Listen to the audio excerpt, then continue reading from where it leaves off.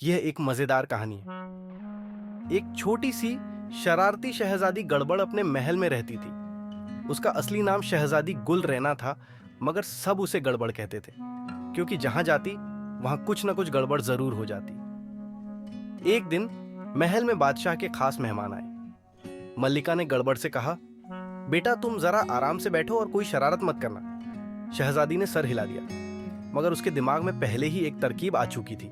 जब खाने का समय आया, गड़बड़ ने चुपके से नमकदान में चीनी डाल दी और चीनी के बर्तन में नमक। जैसे ही मेहमानों ने चाय पी, सबके चेहरे अजीब बन गए। किसी ने ज्यादा मीठा कहा, किसी ने बहुत नमकीन। बादशाह हैरान रह गया, मगर गड़बड़ चुपके से हंसती रही। जब शहजादी को मजा चखना पड़ा, अगले दिन महल के बावर्ची ने भी एक तरकीब सोच ली।